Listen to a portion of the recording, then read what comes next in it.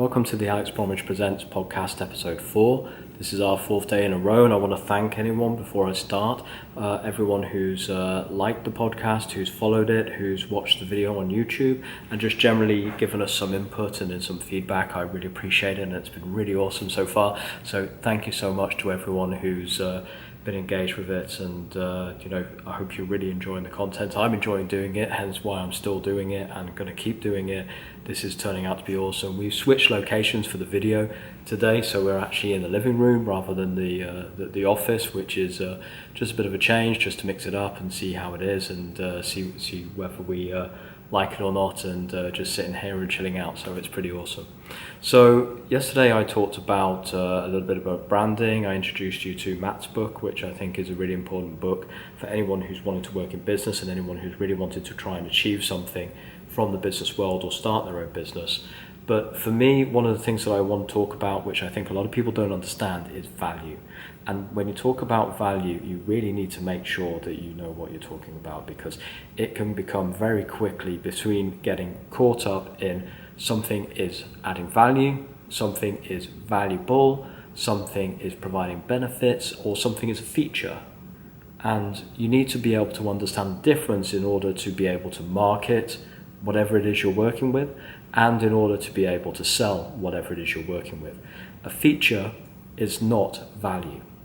Value is where it returns something to the person who buys it. So a feature is your vehicle for delivering value. And I'll give you an example from my world in what I do.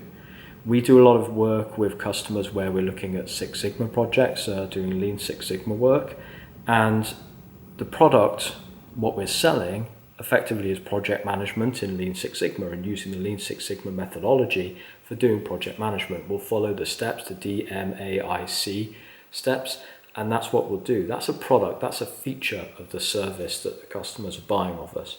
But it's not the value. The value for the customer is actually the outcome of that service. So it could be the saving of the money that we deliver for them, it could be the improvement in quality performance that we deliver, or the improvement in delivery performance that we're able to achieve.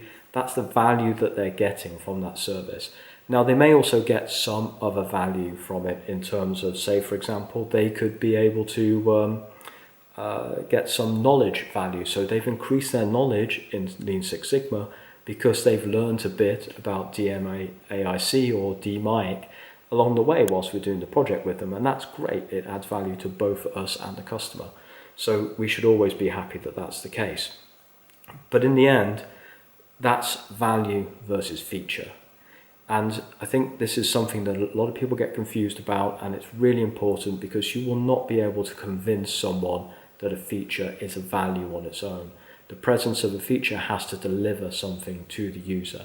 And that's where we also come into the idea of value pricing, and pricing products based on the value they deliver rather than on a cost plus basis.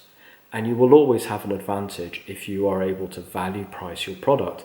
And if you can't value price your product better than you can cost plus price your product is probably shit.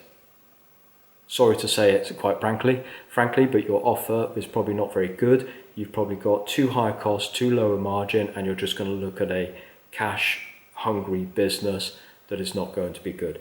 So you need to understand that. And also, benefits are also deliverables from a product. They're not outcomes as such. And so we often confuse this discussion with value and benefits and features. And it's very nice just to broaden it out and actually say, this is the value, this is the feature, and this is how we're going to do it. We're going to do it with these features, and we're going to achieve this end result. Customers are always much more happy to buy those than they are to buy something which is just a list of features. Features can sell to a point, but most customers now have become particularly savvy, especially when it comes to things like software products, that quite often there are more features than they actually are ever going to need. If you look at video editing software, I would put money on that 80% plus of the Final Cuts Pros customers out there don't use the majority of the features that has. Yet they're still using it because it's great at the 20% that they do use. Is there a product out there that has a different proposition where it focuses on those features?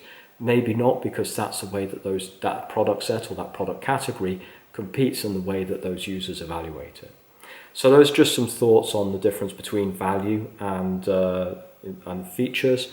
If you have some additional thoughts or you want to add anything to this, I'd really like it if you could comment either in the YouTube video, in the Anchor podcast, or on the Facebook post that I add this into. And I look forward to talking to all